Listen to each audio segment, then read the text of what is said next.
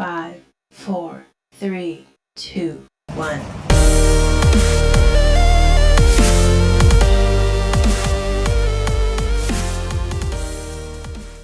Hi everyone, and welcome to my first top 10 list. Yeah, it's the first one I've done. Almost 50 videos now, I think. I'm going to be covering something today near and dear to my heart, and that is hurricane prepping. There are government websites that you can go to get this information. This is just my personal top 10 based on my experience, because I grew up down south, and I think my first hurricane was Hurricane David in 1979. And I remember it vividly because when the eye of the storm passed over, I was really scared because I was young and very young. And the first half of the storm was a lot of wind and everything. And then we went out during the eye of the storm. It passed right over us. And I remember my nose started bleeding. And the wind started whipping up again and it got kind of nasty. But I've been through multiple hurricanes as a citizen. And I've also had a short stint as a consultant with emergency management in New York City. And I was there for Sandy and the aftermath. So I've seen a lot of this. I have experience. I don't know everything. So as I mentioned, there are government websites that you can go to in your local state. I would highly recommend you do that. But I'm going to give you my top 10 list right now. So number one on my list is have a plan. And it's heading right for you, barreling towards you, and it's really dangerous. Make sure your whole family knows what to do. If you're going to stay in place, shelter in place. Make sure everybody's aware of that and they're there at a certain time ahead of the storm so they can help you prepare.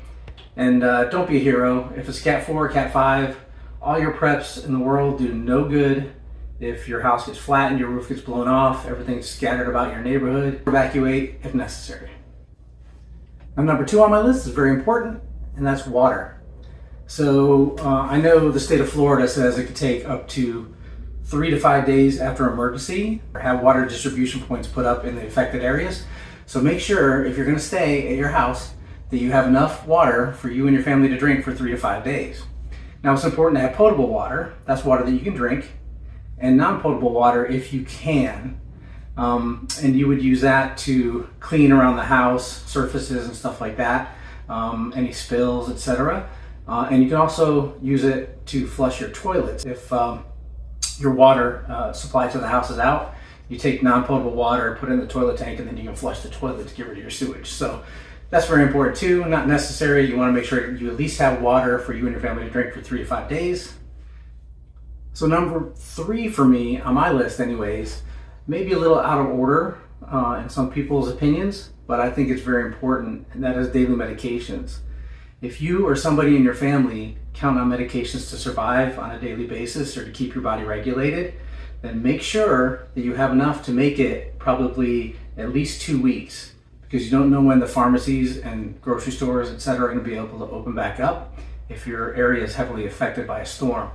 So that would be anything for heart disease, diabetes, thyroid, etc., that's going to throw your body way out of whack during that crisis period. You don't want to be in that situation, so make sure when the storm is approaching that you have a couple weeks worth of medication. If you're down to the last week and the storm's going to hit in 3 days, make sure you go and refill that prescription as soon as possible before the storm. You want to make sure your body's regulated. You can go days, maybe even weeks without food, but you want to make sure your body's regulated and working properly during that crisis period.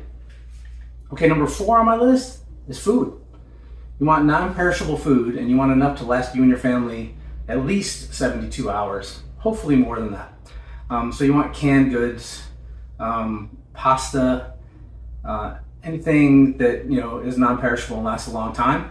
And you don't have to go out right prior to hurricane season and buy a whole bunch of food and put yourself in a financial bind.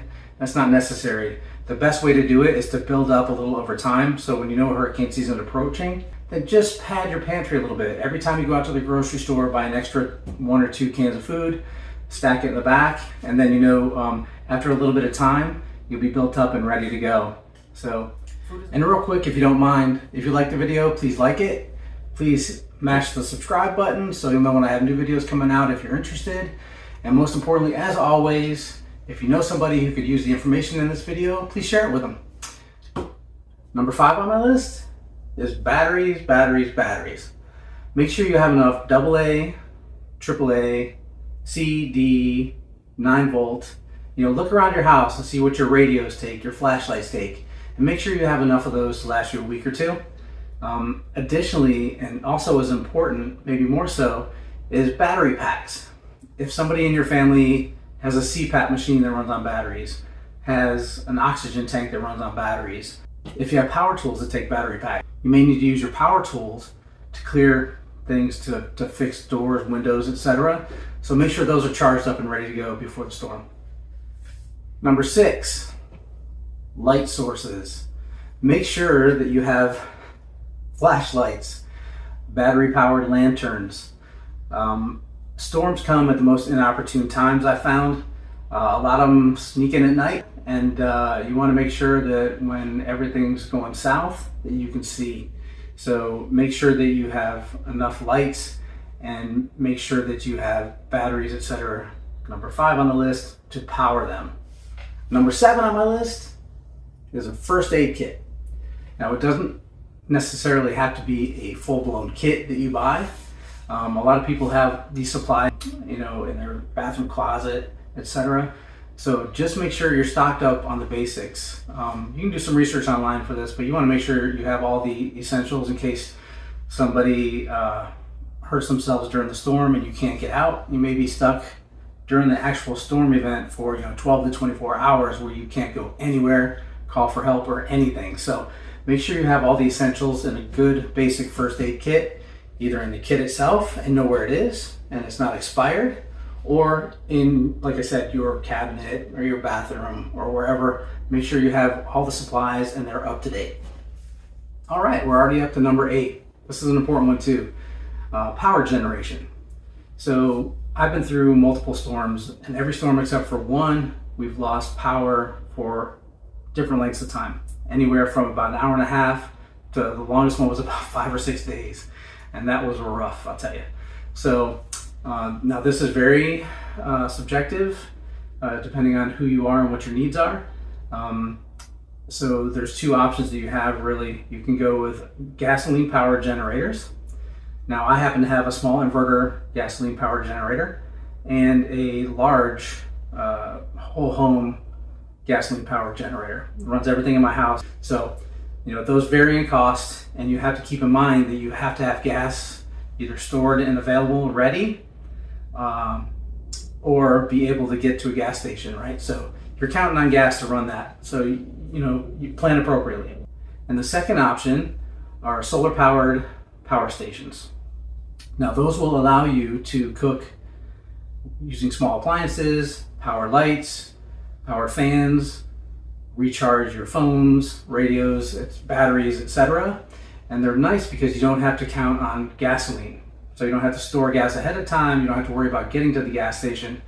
They recharge via a solar panel that you put out during the day and plug it in to recharge the battery. So those are nice too. Of course, they're not as robust generally, unless you spend a lot of money. They're not as robust and can't power as many items at the same time, but there's trade-offs. So determine your needs, what you want to run as a bare essential, and then plan from there. Number 9 on my list, communications. You want to have some way to know what's going on, especially if the power's out. You're not going to be able to turn on your TV and catch the news, right? Find out what's happening, if there's a water station that you can go pick up water on this side of town, over there, whatever. So you want to have a way to actually download information that's pertinent to you in your situation. So, via radios, etc. So make sure you have some kind of communications plan to actually listen to radio stations. I use a shortwave radio, so I can listen to ham radio operators or amateur radio operators all around my area, so I can get an idea of what's happening, regionally. So that's nice. And also, we have little handy talkies. You can get GMRS radios, FRS radios, just in case your kids want to go out around the neighborhood. You can throw them a radio, have one in your hand, and they can tell you where they're at, after the storm, if they're going to their friend's house or whatever, because kids have short attention spans, if you don't know, and you don't want them, sitting around the house being miserable after the storm while you're trying to get things back together. If they don't have to be, they can be out with their friends playing, etc. So you want to have a way to keep tabs on them. And if the cell phone system's down, you don't have any way to actually reach out to them in your local neighborhood, the radios are a good way to go. So have yourself a communications plan set up ahead of time so you can hear what's going on around you and you can communicate with people in your local area. So number 10, we finally made it, and that's entertainment. It is very boring to go through periods where you have, little or no power or intermittent power. You're not eating regularly, you're rationing water, it's hot. You've got things going on around your house or your neighborhood where trees are blowing down, you're trying to pick up, everybody's trying to get their life back in order, and you may have downtime lasting hours or even days, right? So make sure that you have a way to entertain yourself.